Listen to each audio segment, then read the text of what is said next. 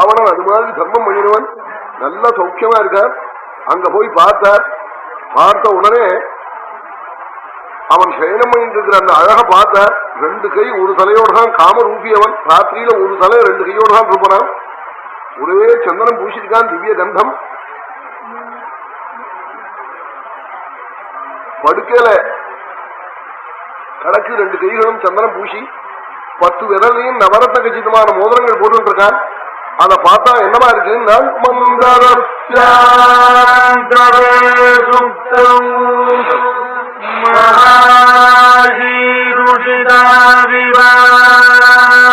கோபம் கொண்டு 2 5 தலை பாம்பு மந்தர மலையில தூங்குறா போல இருக்கா.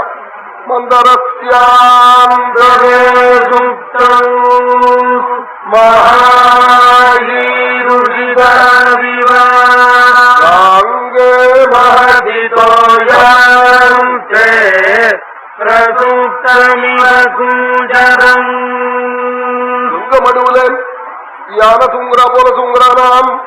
ஜலத்துக்குள்ள தூங்குற யானையை விலைக்கு வாங்க மாட்டான் யானை பாகன் உத்தரம். ஜலத்துல இருக்கிற யானையை குண்டு போட்டு சுட்டா கூட கரையில வராது. அது அப்படி தூங்கும் ஆனந்தமா. வெள்ளத்துல முங்கும் யானைன்னு அது அப்புறம் பணம் கொடுத்து வாங்க மாட்டான் உத்தரம். தானம் பண்ணா கூட சாட்சி வாங்க மாட்டாருன்னு நிர்விச்சாரமா தூங்குமோ அது மாதிரி ராவணம் தூங்குறானா.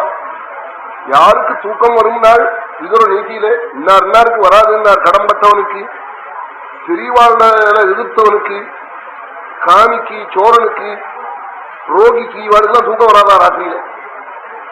நிர்விச்சாரமா இருக்கிறவெல்லாம் தூங்குவார். அப்படி தூங்குறானா ராவணன்.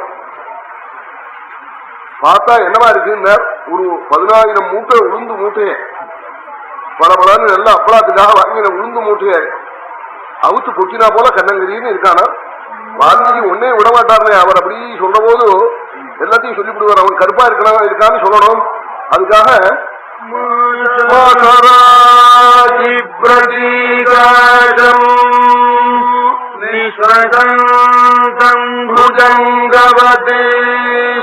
பெருமூச்சு விடுறானா பாம்பு மாதிரி.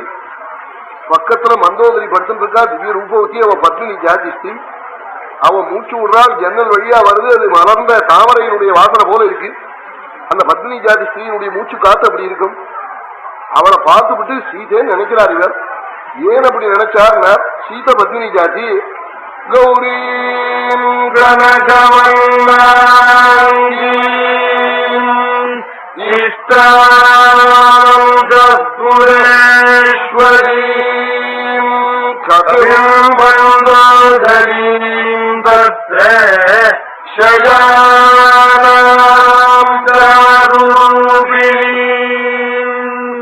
ஆச்சரியமா சொல்றார்.